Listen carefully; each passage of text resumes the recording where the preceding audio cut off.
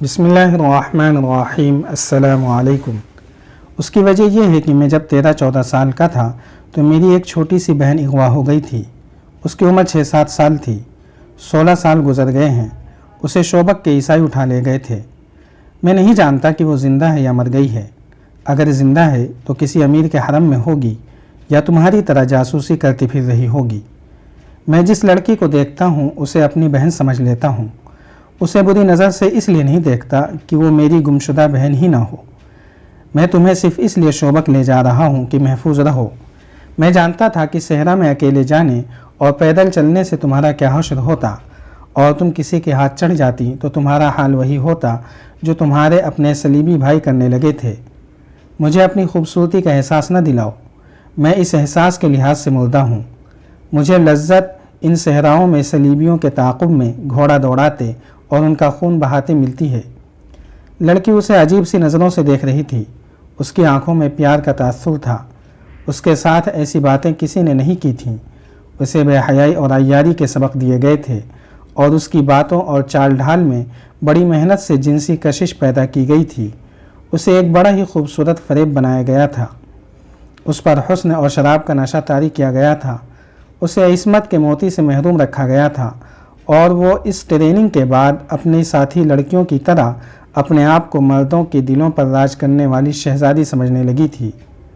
اسے یہ بھی یاد نہیں رہا تھا کہ اس کا گھر کہاں ہے اور اس کے ماں باپ کیسے تھے۔ عماد کی جذباتی باتوں نے اس کی ذات میں ایک عورت کے جذبات بیدار کر دیے۔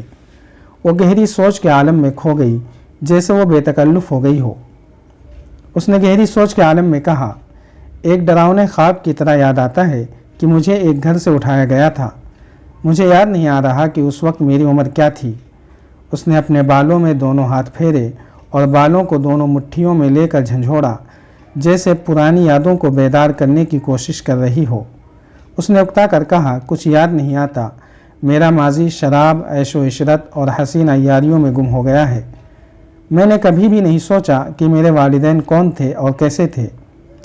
مجھے کبھی ماں باپ کی ضرورت محسوس ہوئی ہی نہیں۔ میرے اندر جذبات تھے ہی نہیں۔ مجھے معلوم ہی نہیں کہ مرد باپ اور بھائی بھی ہو سکتا ہے۔ مرد مجھے اپنی تفریح کے استعمال کی چیز سمجھتے ہیں، لیکن میں مردوں کو استعمال کیا کرتی ہوں۔ جس پر میری خوبصورتی اور میری جوانی کا نشہ طاری نہ ہو، اسے میں حشیش اور شراب سے اپنا غلام بنا لیا کرتی ہوں۔ مگر اب تم نے جو باتیں کی ہیں، انہوں نے مجھ میں وہ حصیں بیدار کر دی ہیں جو ماں باپ، بہن اور بھائی کا پیار مانگتی ہیں۔ اس کی بے چینی بڑھتی گئی۔ وہ رک رک کر بولتی رہی، پھر بالکل ہی چپ ہو گئی۔ کبھی عماد کو ٹکٹکی باندھ کر دیکھنے لگتی اور کبھی اپنے سر پر ہاتھ رکھ کر اپنے بال مٹھی میں لے کر جھنجھوڑنے لگتی۔ وہ دراصل گمگشتہ ماضی اور حال کے درمیان بھٹک گئی تھی۔ عماد نے جب اسے کہا کہ اٹھو چلیں، تو وہ بھولے بھالے معصوم سے بچے کی طرح اس کے ساتھ چل پڑی۔ ان کے گھوڑے انہیں پہاڑی علاقے سے بہت دور لے گئے، تو بھی وہ عماد کو دیکھ رہی تھی۔ صرف ایک بار اس نے ہنس کر کہا، مرد کی باتوں اور وعدوں پر میں نے کبھی اعتبار نہیں کیا۔ میں سمجھ نہیں سکتی کہ میں کیوں محسوس کر رہی ہوں کہ مجھے تمہارے ساتھ جانا چاہیے۔ عماد نے اس کی طرف دیکھا اور مسکرا دیا۔ وہ جب شوبک کے دروازے پر پہنچے تو اگلے روز کا سورج طلوع ہو رہا تھا۔ وہ صحرا میں ایک اور رات گزار آئے تھے۔ عماد لڑکی کو جہاں لے جانا چاہتا تھا اس جگہ کے متعلق پوچھ کر وہ چل پڑا۔ گھوڑے شہر میں سے گزر رہے تھے۔ لوگ ایونا کو رک رک کر دیکھ رہے تھے۔ چلتے چلتے عماد نے ایک مکان کے سامنے گھوڑا روک لیا اور بند دروازے کو دیکھنے لگا۔ ایونا نے اس سے پوچھا، یہاں کیوں رک گئے؟ اس نے جیسے کچھ سنا ہی نہ ہو۔ دروازے کے قریب جا کر گھوڑے پر بیٹھے بیٹھے اس نے دروازے پر آہستہ آہستہ ٹھوکریں ماری۔ ایک بزرگ صورت انسان نے دروازہ کھولا۔ یہاں کون رہتا ہے؟ عماد نے عربی زبان میں پوچھا۔ کوئی نہیں، بوڑھے نے جواب دیا۔ عیسائیوں کا ایک خاندان رہتا تھا۔ ہماری فوج آ گئی تو پورا خاندان بھاگ گیا ہے۔ اب آپ نے اس پر قبضہ کر لیا ہے؟ بوڑھا ڈر گیا۔ اس نے دیکھا کہ یہ سوار فوجی ہے اور اس سے باز پرس کر رہا ہے کہ عیسائی کے مکان پر اس نے کیوں قبضہ کر لیا ہے، جبکہ سلطان ایوبی نے منادی کے ذریعے حکم جاری کیا ہے کہ کسی مسلمان کی طرف سے کسی عیسائی کو کوئی تکلیف نہ پہنچے، ورنہ سخت سزا دی جائے گی۔ بوڑھے نے کہا، میں نے قبضہ نہیں کیا، اس کی حفاظت کے لیے یہاں آ گیا ہوں۔ میں اسے بالکل بند کر دوں گا۔ اس کا مالک زندہ ہے، وہ مسلمان ہے اور 15-16 سال سے بیگار کیمپ میں پڑا ہے۔ کیا امیر مصر نے انہیں کیمپ سے رہا نہیں کیا؟ عمار نے پوچھا۔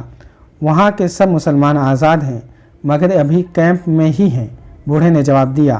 ان سب کی حالت اتنی بری ہے کہ قابل احترام سالار اعظم ایوبی نے ان کے لیے دودھ، گوشت، دوائیوں اور نہایت اچھے رہن سہن کا انتظام وہیں کر دیا ہے۔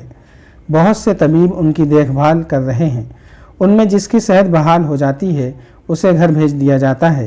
وہاں جو رہتے ہیں انہیں ان کے رشتہ دار وہیں ملنے جاتے ہیں۔ اس مکان کا مالک بھی وہیں ہے۔ ایک تو اس کا بڑھاپا ہے اور دوسرے کیمپ کی 15-16 سالوں کی اذیتیں۔ بیچارہ صرف زندہ ہے، میں اسے دیکھنے جایا کرتا ہوں، امید ہے صحت یاب ہو جائے گا۔ میں نے اسے بتا دیا تھا کہ اس کا مکان خالی ہو گیا ہے۔ اس کے رشتہ دار کہاں ہیں؟ عمار نے پوچھا۔ کوئی بھی زندہ نہیں ہے، بوڑھے نے جواب دیا اور 3-4 گھر چھوڑ کر ایک مکان کی طرف اشارہ کر کے کہا، وہ میرا ذاتی مکان ہے، میں ان لوگوں کا صرف پڑوسی تھا، آپ مجھے ان کا رشتہ دار بھی کہہ سکتے ہیں۔ عمار یہ پوچھ کر کہ اندر مستورات تو نہیں ہیں، گھوڑے سے اتر کر اندر چلا گیا، کمروں میں گیا، دیوانوں پر ہاتھ پھیرا۔ ایونا بھی اندر چلی گئی۔ اس نے عمار کو دیکھا، وہ آنسو پوچھ رہا تھا۔ ایونا نے آنسوؤں کی وجہ پوچھی تو اس نے جواب دیا، اپنے بچپن کو ڈھونڈ رہا ہوں، میں اس گھر سے بھاگا تھا، یہ میرا گھر ہے۔ اس کے آنسو بہنے لگے۔ اس نے بوڑھے سے پوچھا، ان کے رشتہ دار مر گئے ہیں؟ ان کی کوئی اولاد بھی تھی؟ صرف ایک لڑکا بچا تھا جو عیسائی ڈاکوؤں سے بچ کر میرے گھر آ گیا تھا، بوڑھے نے جواب دیا۔ اسے میں نے شام کو روانہ کر دیا تھا، اگر یہاں رہتا تو مارا جاتا۔ عمار کو رات یاد آ گئی جب وہ اس گھر سے بھاگ کر پڑوسی کے گھر جا چھپا تھا۔ وہ یہی پڑوسی تھا، مگر اس نے بوڑھے کو بتایا نہیں کہ وہ لڑکا جسے اس نے شوبک سے شام کو روانہ کر دیا تھا وہ یہی جوان ہے جسے وہ یہ کہانی سنا رہا ہے۔ عمار کے لیے جذبات پر قابو پانا محال ہو گیا، لیکن وہ سخت جان فوجی تھا۔ اس نے بوڑھے سے کہا، میں اس مکان کے مالک سے ملنا چاہتا ہوں، مجھے ان کا نام پتہ بتا دو۔ بوڑھے نے اس کے باپ کا نام بتا دیا۔ عمار کو اپنے باپ کا نام اچھی طرح سے یاد تھا۔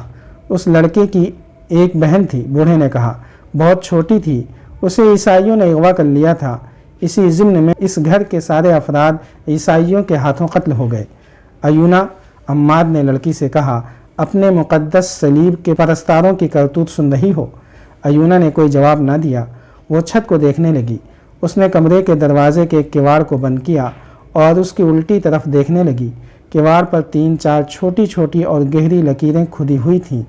وہ بیٹھ کر ان لکیروں کو بڑی غور سے دیکھنے لگی۔ عمار اسے دیکھ رہا تھا۔ ایونا لکیروں پر ہاتھ پھیرنے لگی۔